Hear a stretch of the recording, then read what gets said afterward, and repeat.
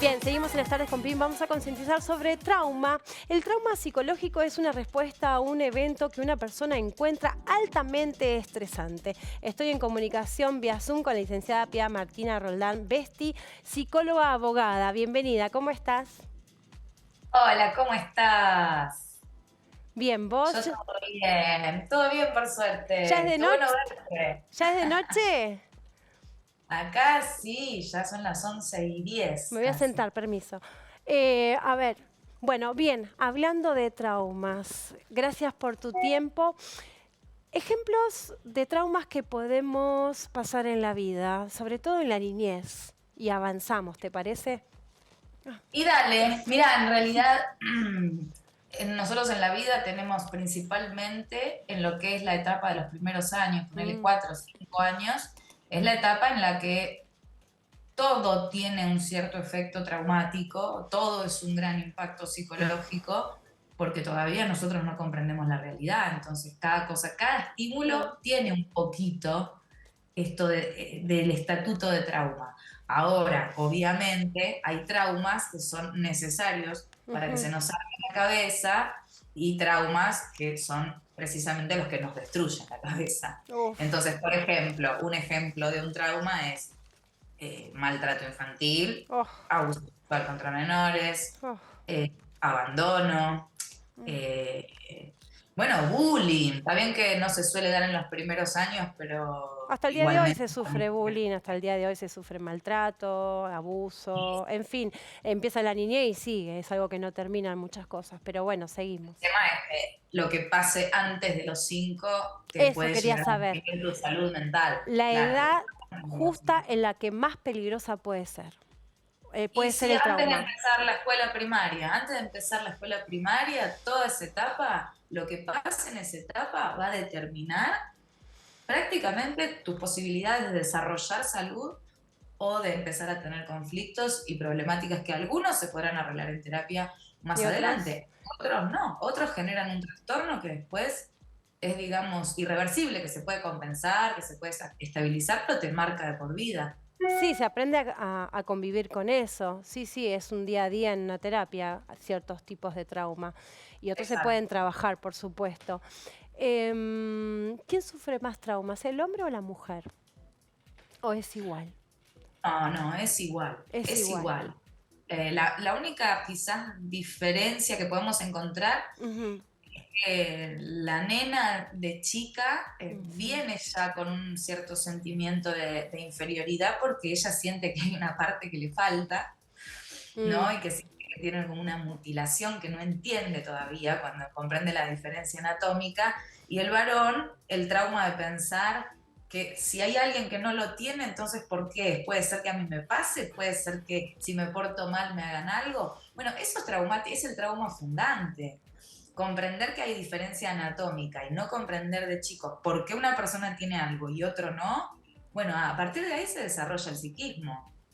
Entonces Mira no qué es que es más interesante. traumático, pero la mujer sufre más bien lo que es como siempre, se encuentra en el régimen, digamos, como de la esperanza, a ver qué pasa, soy menos, qué es esto? Y el hombre en el régimen del pánico, el temor a perder eso que sobrevaloran tanto, que ya sabemos qué es. Sí, claro. Algunos lo sobrevaloran de por vida. Sí, sabes que estaba pensando en esto de, bueno, hablando del trauma, la importancia, ¿no? De poder trabajarlo, porque lo que a mí me pueda generar un trauma, seguramente al otro no. Y a veces cuando escuchas gente que están contando historias de vida, es como que lo apagan, ¿no? Y comienzan a hablar otros de sus historias, como eso no es nada, a mí me pasó tal cosa. En esto, ¿a qué quiero llegar? Es que cada uno tiene sus traumas, ¿no? Y que todos son valiosos, ¿no? Esto, la importancia de que cuando alguien está contando algo, por más que a uno le parezca quizás no tan grave, en esto de saber escuchar al otro, ¿no? Y no bajar, digamos, no apagar su Exactamente. voz. Ahí está bien dicho, no Sí, apagar por su eso voz. a mí me gusta hablar de impactos emocionales o Exacto. impactos psicológicos, porque cualquier cosa que a nosotros nos pase, que nos impacte demasiado, sea porque ese día me impactó más, sea porque justo había pasado algo, sea por lo que se me disparó pensar a raíz de eso, puede terminar teniendo efecto de trauma en mí y en vos no. Personas que vivieron lo mismo pueden terminar con un trauma por ese evento y otra persona no. Exacto. Entonces va a depender de los recursos, de la historia, del vivenciar. Ahora, lo importante es pensar que si le vamos a decir trauma a algo, vamos a decirle trauma a eso que yo llamo indigestión psíquica, que es algo que te impacta tan fuerte que no te deja pensar en nada más que eso. Es como si quedaras todo el tiempo con una cantidad de material que no podés digerir y que te impide entonces tener disponibilidad psicológica, afectiva, emocional para investir otras cosas de la vida. Entonces, si nosotros vemos, por ejemplo, un chiquito traumado porque sufrió abusos, lo que vamos a ver es que todo el tiempo está de alguna manera manifestando algo vinculado a eso que no puede lograr procesar.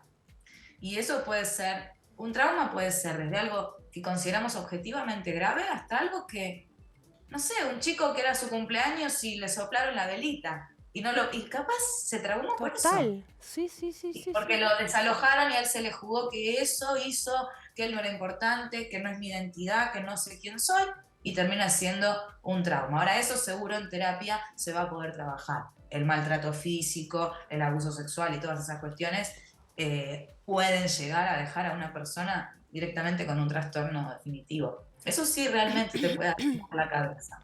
Bueno, Algunas personas no, pero otras sí. sí, bueno, otro tipo de traumas que puede suceder, esto de tener padres narcisistas, Oh, negligentes, violentos, etcétera. ¿Cómo ayudamos ujú. a, bueno, ese niño hasta una cierta edad a ver, cómo ayudamos, ¿no? O a ese adolescente o a esa persona adulta, ¿no? Que después anda con ciertos tipos de trauma, ¿no? Esto de buscando la aprobación afuera, que lo quieran y regala su tiempo, su salud, su todo, ¿no? Esto, desde el chiquito que sufre ese tipo de vínculos hasta el adulto, ¿no? Que está ahí Sí, tambaleando por la vida, viendo en qué brazos caer. termina siendo un eterno niño, porque en realidad los hijos de padres narcisistas lo que tienen es que siempre caen en el lugar de una cosa, sea una cosa a la que visto y quiero como un muñeco, o sea que sos una cosa porque te dejo ahí y no te doy nada, Mm, ni bolilla. Entonces, sea por sobreprotección o sea por dejarlo muy desalojado, el tema es que ese chico se siente un objeto y está desesperado porque alguien lo quiera por quien es. Y eso hace que después en la vida, en cada vínculo con el que se cruce, esté buscando la aprobación, esté buscando que lo quieran. ¿Qué se hace con esto? Si a uno tiene en terapia una persona ya adolescente, más o menos, que sí. empieza a padecerlo y a ser consciente. Lo que hay que hacer es lograr una muy buena alienación con el terapeuta. O sea, uno como terapeuta tiene que tratar de mostrar una incondicionalidad muy grande para que entiendan que realmente son queridos, soportar las demandas, soportar quizás algunos hasta desencuadres terapéuticos y estar disponibles para que una vez que confíen, que es lo que no les pasó, y se sientan queridos, empezar de a poquito a soltar para que aprendan que uno puede no estar y eso no significa que no los quieran. Ujú. Entonces, les quitamos ese karma de estar buscando todo el tiempo que me quieran, que me quieran, que me respondan. Si no me responde el mensaje, no me quiere, me van a abandonar. Es muy feo vivir así. La gente que tiene ese tipo de trauma la pasa mal de verdad. Bien, Es que terrible. Todo sí, es sí. abandono. Totalmente. Bueno, y la pérdida de, cerramos la nota, y la pérdida de algún papá, ¿no? De alguna manera, ya sea justamente por tener este tipo de padres o porque, bueno, falleció lamentablemente, entonces, bueno, está en manos de otro cuidador, ¿no? Ese abandono que puede llegar a sentir, ¿no? Esa pérdida, esa falta. Esa ¿Cómo, pérdida. sí, Sí, decime. cómo podemos ayudar, ¿no? Como padres para trabajar en caso de que suceda, bueno, el padre, el cuidador, quien sea, para ayudar a ese Sí. niño? Y es distinto en el caso de que haya habido una pérdida de una figura, un Ajá. referente, Ujú. porque, por ejemplo, un padre abandónico es una cosa, porque ahí va a Sí, tener que hacer mucho contrapeso, vamos a decir la mamá, puede ser cualquiera, pero sí. quien esté con el chico, ¿no? Ujú. Va a tener que hacer mucho contrapeso y va a tener que estar muy bien emocionalmente esa persona para poder devolverle la idea de que en realidad que esa persona se haya perdido, bueno, es lo que tocó y eso no significa que le va a pasar siempre. Ya cuando es un fallecimiento es distinto porque como seguramente esa persona simplemente falleció y no es que estuvo ausente y lo No. eligió, los chicos pueden entender Decirle la que en verdad. realidad es una realidad distinta. Contárselo amorosamente, pero Sí. siempre decir la verdad, no hay que mentir ni ocultar. Y después, si hay un abandono, y cerramos ya la nota, si en caso de un abandono papá se fue, mamá se fue, no sé, me dejaron en una fundación, me dieron en adopción, ¿cómo hacemos eso, ese trabajo? ¿O estoy excluido de la familia también? ¿O estoy Cuando excluida? se quedan en un hogar es muy complicado porque lamentablemente acá no tengo una respuesta para darte, porque acá lo que debería haber es mucho más ayuda social en cuanto a que haya más referentes que vayan con los chicos, se hagan como Sí, acompañantes. Pero antes de cerrar te quiero decir, creo que con esto voy a cerrar todo, sí, con a esto ver, dale. de cuidado con lo que mentirle a los Sí, chicos porque va al cielo. por Un favor. caso de verdad de una criatura de 13 años nada, que había fallecido su papá y tenía un leve retraso, está bien, tenía un leve retraso madurativo. Le habían dicho que su papá se había muerto y que siempre lo iba a tener en el corazón. Y ese chico a los 13 años se lastimó pensando que así podía encontrar a su papá. Entonces no hay que mentir. Hay que decir la verdad de acuerdo a los recursos de cada criatura y hay que explicarlo de acuerdo a la edad que tenga, pero hay que decir la verdad y explicar, porque de la Sí, muerte hay que coincido. es parte de la vida y hay que enseñarlo porque de eso va a depender la salud mental de esa persona. No se Decir puede la verdad. no se Hay puede que cuidar mentir. mucho el psiquismo. Y Mucho. diciendo la verdad, hacemos un bien aunque pueda llegar a ser doloroso. Gracias por tu tiempo. No, por favor, te mando un beso grande y nos veremos en la radio o en otro Zoom. Sí, un beso enorme. Muchas gracias por tu tiempo. Hasta luego. Gracias. No, por favor, chao, chao. Chao, muchas gracias. Bueno, bien, seguimos. Vamos a hablar sobre osteoporosis. Es el tipo más común de enfermedad de los huesos. Los huesos se vuelven débiles y frágiles, con lo que es más probable que se fracturen. 20 de octubre, Día Mundial de la Osteoporosis. Hoy me visita la doctora Paula Pusi, médica especialista en reumatología del Hospital Alemán. Bienvenida, ¿cómo estás? Hola Judith, ¿cómo estás? Muchas gracias por la invitación. No, por favor. Bueno, la osteoporosis, ¿quién lo sufre más, el hombre o la mujer? Y la osteoporosis la sufre mucho más la mujer y sobre todo la sufre más la mujer posmenopáusica. Hay un 75% de mujeres posmenopáusicas que tienen u osteopenia u osteoporosis. Ah, osteopenia. ¿Qué es la Y osteopenia? la osteopenia es como un estadio gris entre lo normal y la osteoporosis. Es como un estadio previo, un escalón previo a tener osteoporosis. O sea, la osteoporosis es la desmineralización de los huesos y la osteopenia es un estadio previo a eso. ¿Hay distintos grados de osteoporosis? Y sí, hay distintos grados de osteoporosis y hay también calculadores para calcular el riesgo de tener fracturas, que en sí la osteoporosis es una enfermedad que causa desmineralización de los huesos. Eso lleva a fracturas de distintos tipos, ya sea de cadera, vertebrales, de muñeca. Entonces, en sí lo que uno tiene que medir cuando mide osteoporosis es qué tipo de riesgo tiene ese paciente, en qué grupo se encuentra. Si se encuentra en un grupo de bajo riesgo, de moderado riesgo o de alto riesgo. Y eso nos va a llevar un poco al tratamiento de la osteoporosis. Bien, vamos a hablar de los factores de riesgo. Todos los factores de riesgo, supongo que debe ser igual para todos, ¿no? ¿O puede ir variando? Y puede ir variando, hay muchos factores de riesgo. A ver, vamos a nombrarlo como para hacer... Primero la edad, o sea, mayor edad, mayor riesgo de osteoporosis. Segundo, ser mujer, sexo femenino y más, como te dije recién, después de la menopausia, el riesgo de osteoporosis y fracturas es mucho mayor. Después, la mala alimentación, el bajo peso, eso influye mucho en el riesgo de tener osteoporosis. Los tratamientos crónicos con distintos medicamentos, por ejemplo, los tratamientos con corticoides, no solo con corticoides, que es como lo más frecuente que uno piensa como medicación que puede llevar a tener osteoporosis, también los medicamentos anticonvulsivantes, los medicamentos para la gastritis a largo plazo. Eso también lleva riesgo de osteoporosis. Después enfermedades crónicas, como las enfermedades reumatológicas todas, la enfermedad celíaca que causa la enfermedad celíaca. Claro, porque como la enfermedad celíaca causa una mala absorción, eso nos lleva a que el metabolismo fosfocálcico no se absorban bien Ah, mira, ¿a largo plazo? A largo plazo, claro. Sí, sí. Después otras cosas, por ejemplo, las personas que tienen riesgo de caídas, con riesgo de fracturas, esos también tienen alto riesgo de tener osteoporosis. Bien, ¿los estrógenos? Y bueno, eso en la ver. menopausia, cuando caen los estrógenos, son como las hormonas femeninas que nos defienden para que el calcio y el metabolismo del calcio funcione adecuadamente y el calcio se absorba bien al hueso. Entonces, cuando van cayendo los estrógenos, van generando mayor riesgo de descalcificación y de osteoporosis. Bien, habíamos dicho la menopausia. Sí. ¿Puede pasar antes la osteoporosis? Sí. Hay una edad, o sea, siempre dicen factores de riesgo de la menopausia, pero ¿puede haber una edad temprana en donde la mujer puede empezar con los síntomas de la osteoporosis? Claro, en realidad los síntomas de la osteoporosis, el tema es ese, que la osteoporosis es una enfermedad silente. Uno tiene descalcificación y no lo sabe porque no tiene un síntoma.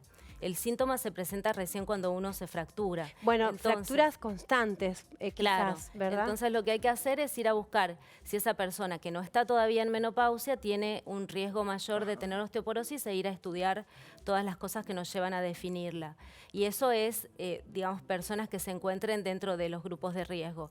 Por ejemplo, mujeres jóvenes pero anoréxicas son mujeres que predisponen a tener osteoporosis, la gente con consumo de alcohol o con consumo de tabaco también, la gente con una enfermedad crónica, como decíamos, o la gente que está postrada por algún motivo, por largos plazos.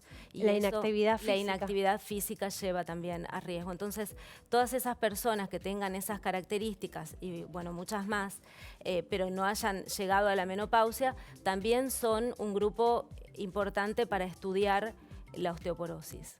Bien, ¿tiene una base genética? Hay una predisposición, o sea, la cantidad de masa ósea que uno adquiera durante toda su vida va definida por las manifestaciones hereditarias que uno tenga, las características hereditarias que uno tenga, más todas las condiciones que uno va adquiriendo durante la vida. Por ejemplo, una buena alimentación te lleva... La importancia de una buena alimentación. La importancia de una buena alimentación, de una buena actividad física, de evitar el consumo excesivo de alcohol, de tabaco. Todas esas cosas son situaciones que nos van llevando a adquirir una buena masa ósea. La masa ósea absoluta se logra más o menos hasta los 30 años, que uno adquiere su masa ósea total. Y de ahí ya los mecanismos de recambio óseo son mayores los de pérdida de calcio que los de absorción de calcio en el hueso. Entonces desde ahí uno va perdiendo masa ósea. Bien, ¿cómo se diagnostica?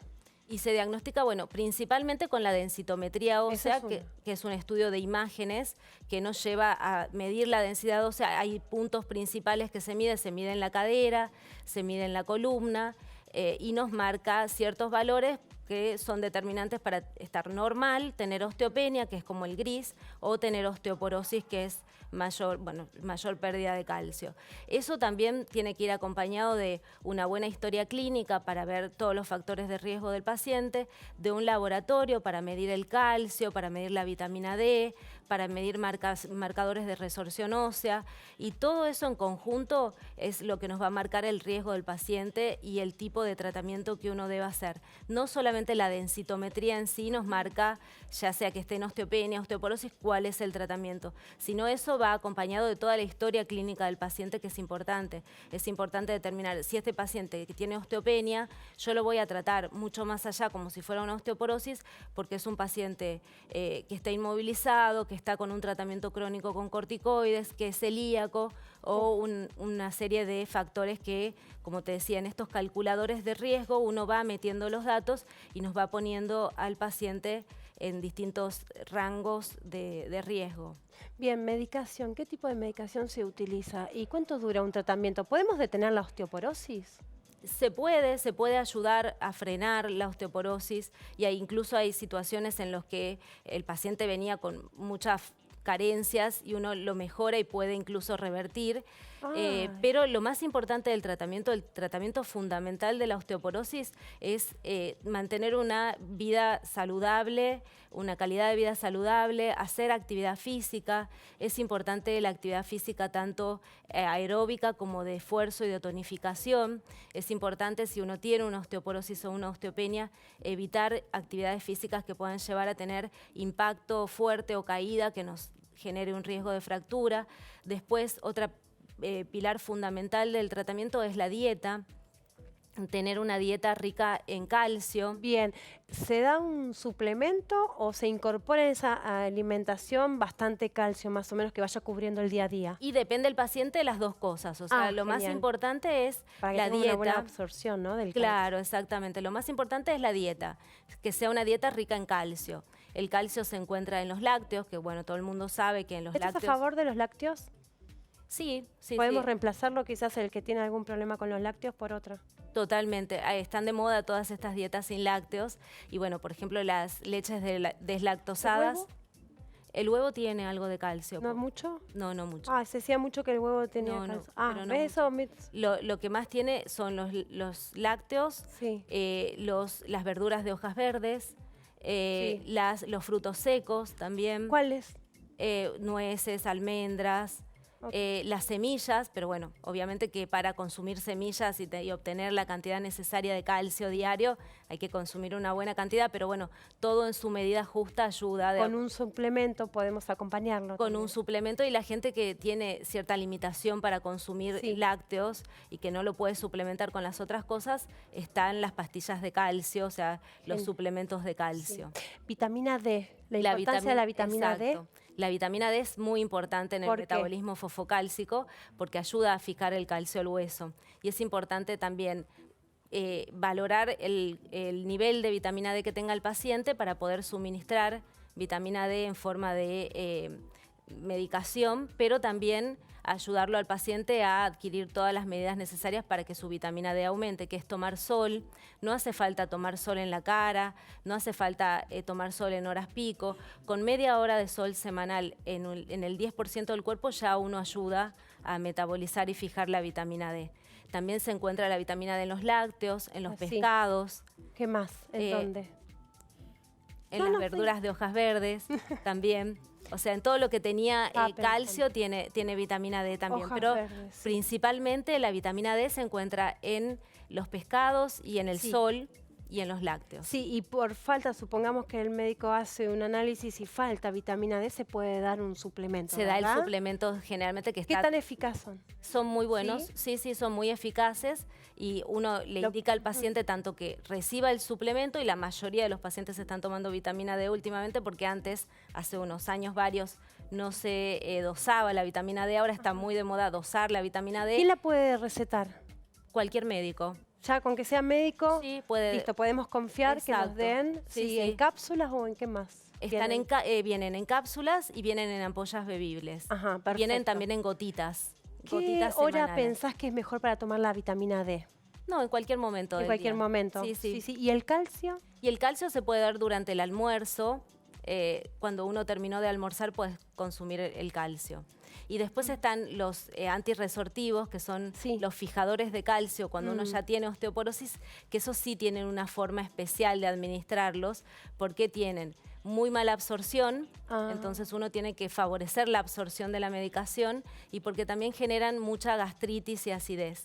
Entonces hay que indicarle al paciente estrictamente cuando requiere ese tipo de medicación, toda la forma de consumirlos, que es en ayunas, con un vaso lleno de agua. El vaso lleno de agua ayuda a que la pastilla pase bien por el esófago Qué y bueno no eso. queden partículas en el esófago que generen acidez. Y se toma de pie o sentado para que la pastilla no vuelva, para que no queden las partículas y se pase todo. Después se espera una hora entera en ayunas, sin consumir otra cosa, para favorecer mayor absorción del antirresortivo. Última pregunta y cerramos. Embarazada y osteoporosis. Y bueno, es muy importante estudiar el hueso si uno piensa que tiene una embarazada que puede tener factores de riesgo. Pero generalmente la embarazada está en un periodo fértil, con lo cual habitualmente no tiene riesgo de tener osteoporosis, tiene hormonas que la defienden como para fijar el calcio al hueso. Entonces, salvo que sea una embarazada en particular que tenga algún factor de riesgo de los que hablamos, generalmente uno no supone que tiene osteoporosis. Sí se hace prevención de consumo de lácteos, se hacen suplementos de calcio, que vienen estos polivitamínicos que tienen calcio, que tienen otras vitaminas, y también se puede dosar la vitamina D, se puede administrar vitamina D durante el embarazo. Lo que no se puede hacer son los antirresortivos. Los antirresortivos no se pueden dar durante el embarazo, o sea que habría que, si tuvieras por algún motivo especial una embarazada con osteoporosis, esperar después para empezar el tratamiento. Bien, ¿a partir de qué edad, ya sé, a partir de qué edad tenemos que ver a una profesional, una reumatóloga? Y generalmente, como te decía, a partir de la menopausia es indispensable hacer todo el estudio de osteoporosis, pero como te decía, si tenés algún factor de riesgo, se hace antes. Por eso es importante también tener un control clínico a cualquier edad, porque el clínico va a detectar si vos por algún motivo tenés que hacer estos estudios previamente. Excelente. Bueno, muchas gracias por tu tiempo. Muchas gracias. Muchísimas gracias por la invitación. Un detalle, muy bien, Muchas qué hermosa nota. Bueno, nos vamos, nos vemos el próximo sábado, 17 horas, domingo, se repite el programa 17 horas, lunes y jueves de 16 a 18 horas, puedes escucharme por Radio LED FM. Chao. Muy bien.